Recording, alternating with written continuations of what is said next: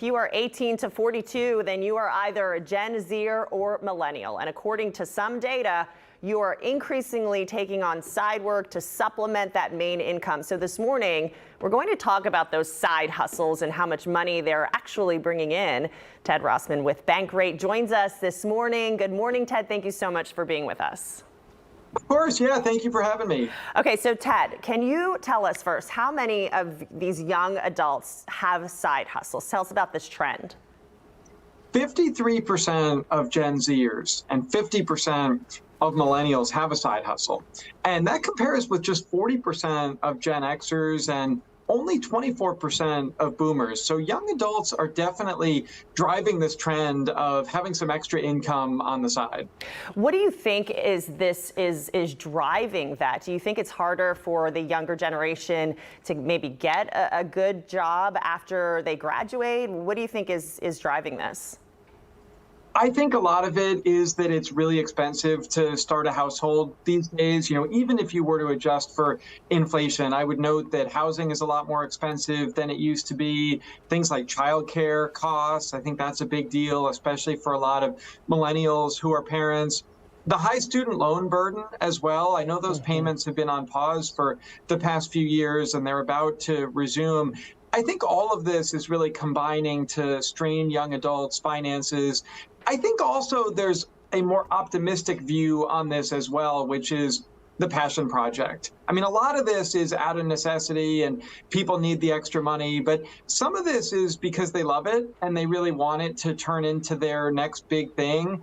Gen Zers and millennials are about twice as likely as older adults to say that they'd like to see their side hustle develop into their main source of income someday. Yeah, maybe their own business, right, or their own brand, that's for sure. So Ted, okay, so the whole point of a side hustle, right, is that it's done on the side and ultimately in addition to someone's main job. So what are some of the examples of successful side hustles that we've seen?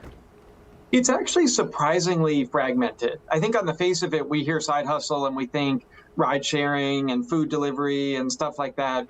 There is some of that, but very few crack the double digits. It's actually really spread out. For women, the most common side hustles tend to have to do with childcare and crafts. For men, it's more likely to be home repair and landscaping.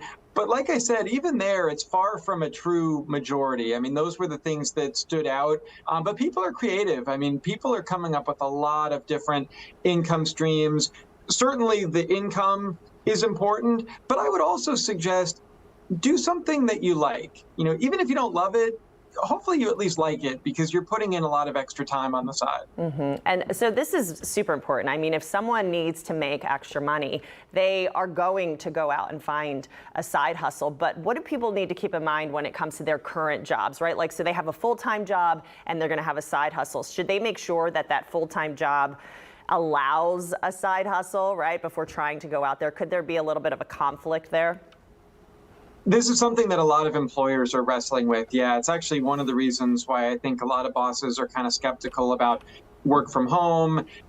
It's important to make sure that your side hustle is not conflicting with your main job. So you don't want to be working for a competitor, certainly. You don't want to be double dipping on the same clock. It's funny because the side hustle is kind of a new term for an old concept. People used to call it moonlighting or even just simply having a second job. I think it's commendable that so many people are putting in extra time and effort, but I also think that there's a risk of burnout. And I think that that's one of the things you need to consider if you're interested in a side hustle is, how do you fit this into your schedule without burning the candle at both ends and just feeling exhausted? Yeah, because if you have families and then your regular job and your side hustle, you're taking a lot on for sure, Ted. All right, Ted, one more thing, how much do people make with these side hustles? How much can they actually bring in? The average is a little over $800 a month. Wow.